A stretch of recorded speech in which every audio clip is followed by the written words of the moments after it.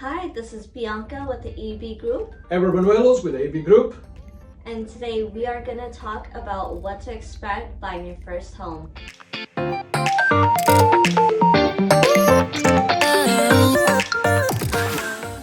The first time that you go out with your agent and check on properties, many of us, as a first-time home buyer, we think that we're gonna find the dream home that we were thinking before we started the process, right? And we're going to learn a lot about this along the way. We're gonna maybe able to see houses that need a lot of repairs, right, Bianca? Yeah, Houses that are in the middle and houses that are beautiful, remodeled, fully done, ready to move in.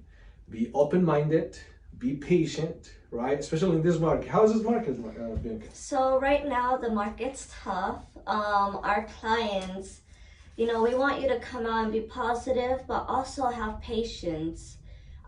Some, clients think that the first time you go, searching for a home on the weekend, you're gonna get your dream home, and sometimes it takes a couple of tries. So It may take a little bit, yeah, of time, right? when we go out on the weekend, we want to make sure that we have a ton of properties, like 11, 12 properties that we see, so you have a better chance of getting, an offer accepted, but sometimes it takes time.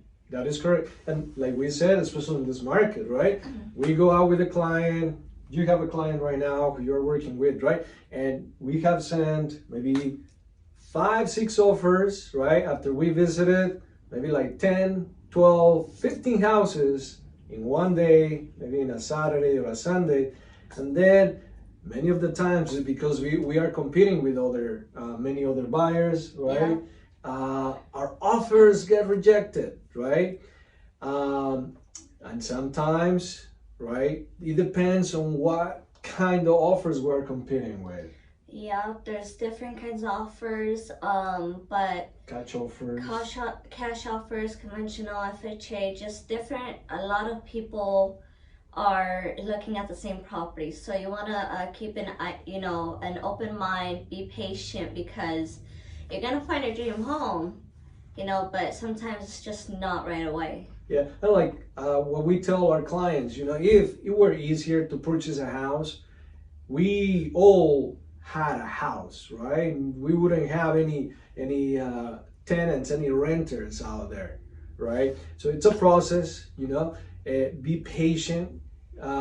It's not something that, especially in this market, it's so crowded. There's a lot of buyers out there. So just be patient, continue the process, and at some point you'll get the house that is meant to be yours, right? The hottest property to get is the first one, we think, right? Not in all cases, but in most times, right? Once you get that house, you start building equity, and that equity that you build for the next house, hopefully an investment property, or a second, hopefully the dream house, it's gonna be easier. Another thing that we want to make sure that you guys know is, the fun part that everyone loves is expenses. I see some sarcasm over there, right? But yes, expenses. A lot of people think that it's only the down payment and what else? The loan part, the financing, and that's it. No, there is more expenses along the way, right?